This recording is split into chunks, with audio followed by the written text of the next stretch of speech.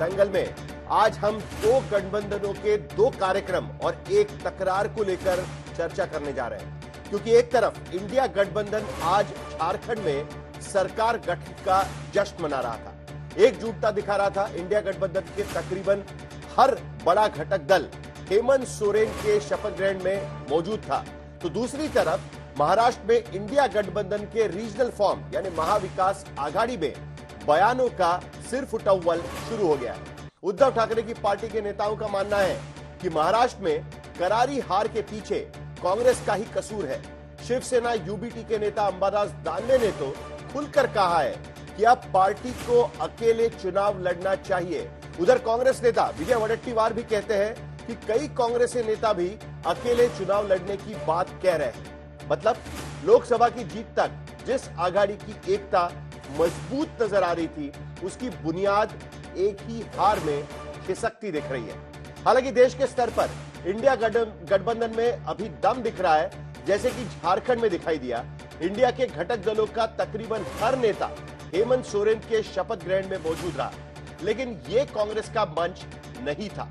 अब सवाल यह है कि लोकसभा नतीजों के बाद जिस तरह कांग्रेस की अगुवाई में इंडिया गठबंधन के घटक दल एक कतार में नजर आ रहे थे, क्या वो महाराष्ट्र के नतीजों के बाद फिर बिखर जाएंगे?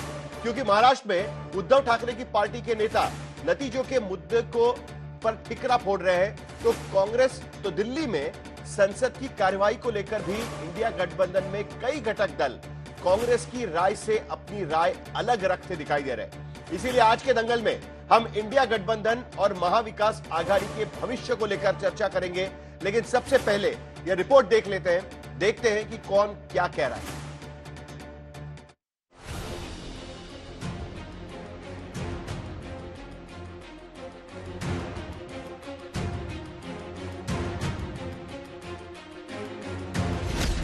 दो राज्यों की सियासत के ये तीन रंग हैं। एक तरफ झारखंड में शपथ ग्रहण हुआ है, दूसरी तरफ दिल्ली में सीएम पद के लिए मंथन हो रहा है, तो तीसरी तरफ महाराष्ट्र में हार के बाद इंडिया के अंदर कांग्रेस के खिलाफ तकरार शुरू हो गई है।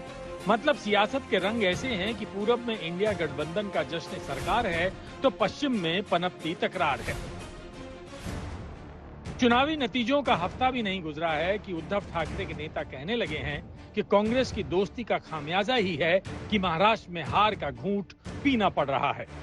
जीतने वाले भी कहते हैं कि हम ज्यादा वोट से जीत सकते थे, लेकिन कम वोट से जीते हैं, और हारने वालों ने भी जिस प्रकार, ठीक है हार जीत तो इलेक्शन में होती है, लेकिन जो सीट 2000 5000 से हार सकते हो 50,000 60,000 40,000 वोट से हारे। तो इसलिए हमने कुछ शिवसैनिकों ने मांग रखी है कि पूरे के पूरे 288 जगह पे आने वाले समय 5 साल के बाद लड़ने की तैयारी आज से करना चाहिए। वैसे भी वहाँ वो महाविकास आघाड़ी गठबंधन रहने वाला ही नहीं था, इसलिए उसमें कोई मतलब तो है नहीं। अब जब रिजल्ट आ गए, लोगों ने उनको ठुकराया है, तो ऐसी हालत में साथ वो रहने का संभावना कम है। तब उन्हें बीजेपी अच्छी नहीं लगती थी, आज कांग्रेस के साथ अलायंस में थे, महाआघाड़ी में थे, तो आज उन्हें कांग्रेस अच्छी नहीं लग रही है। उद्धव ठाकरे की पार्टी के नेता की एक शिकायत नहीं है, वो महाराष्ट्र में अघाड़ी से अलग होकर चुनाव लड़ने की मांग कर रहे हैं, तो कई वजह इसकी गिनाते हैं। उद्धव ठाकरे के शिवसैनिक कहते हैं कि चुनाव तक कांग्रेस सीट बंटवारे में उलझी रही, कांग्रेस ने जबरन ज्यादा सीटें ले ली, कांग्रेस ने सहयोगी दलों को दबाव में रखा, कांग्रेस की वजह से हार का अंतर बढ़ा। वरना लोकसभा में शानदार प्रदर्शन करने वाला इंडिया गठबंधन विधानसभा में चारों खाने चित नहीं होता। लोकसभा के बाद जहां जहां इलेक्शन हुई कांग्रेस ओवर कॉन्फिडेंस में, ये सत्य है। फिर तुम हरियाणा में भी देखो, तुम जम्मू कश्मीर में भी देखो, और तुम महाराष्ट्र में भी देखो, कांग्रेस के लोग तो लोकसभा जीतने के बाद तो पूरे कोट और पैंट कौन सा डिपार्टमेंट लेने का इस पे चर्चा कर रहे थे, जीतने पे चर्चा नहीं हो रही थी उनकी। ये देखिए, ये महाविकास आघाड़ी जो बनी थी वो सत्ता के लालच के लिए ही वो बनी थी, कोई विचारधारा का उनका मेल नहीं था। महाराष्ट्र की हार के बाद एक तरफ उद्धव ठाकरे के शिवसैनिकों की ओर से कांग्रेस से दूर होने का दबाव है, तो संजय राउत अब भी कांग्रेस से दोस्ती बरकरार रखने की दलीलें देते दिखते हैं। खबरें हैं, उसमें कोई तथ्य नहीं है। महाविकास आघाड़ी में हम चुनाव लड़े लोकसभा में और हमें अच्छा कामयाबी मिली, तब ये किसी का कहना नहीं था कि हमको महाविकास आघाड़ी से बाहर निकलना चाहिए। क्या बचा है महाविकास आघाड़ी का?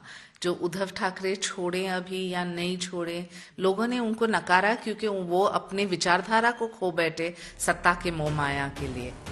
हालांकि आंकड़े भी यही इशारा करते हैं कि महाराष्ट्र में कांग्रेस की दोस्ती से कम उद्धव ठाकरे की शिवसेना को तगड़ा झटका लगा है, क्योंकि कांग्रेस ने सबसे ज्यादा सीटें ली। 101 सीटें लड़कर सिर्फ 16 जीती और स्ट्राइक रेट रही 16%। शिवसेना उद्धव को 95 सीटें मिली थी, वो 20 जीती, स्ट्राइक रेट रही 21%। और एनसीपी शरद पवार को 86 सीटें दी गई थी, जिसमें 10 जीती और स्ट्राइक रेट रही 12%। 4 महीने पहले जिस महाराष्ट्र में इंडिया गठबंधन का बोलबाला था, वहां आखिर ये हाल क्यों हुआ? कांग्रेस भी परेशान है। ईवीएम जैसी दलील कांग्रेस के अंदर खाने दिल बहलाने के लिए अच्छी हो सकती है, लेकिन महाराष्ट्र विधानसभा चुनाव में जो हालत इंडिया गठबंधन की हुई है, उसके बाद राज्य में अघाड़ी के भविष्य पर शंका के बादल घने होते दिख रहे हैं। आज तक ब्यूरो।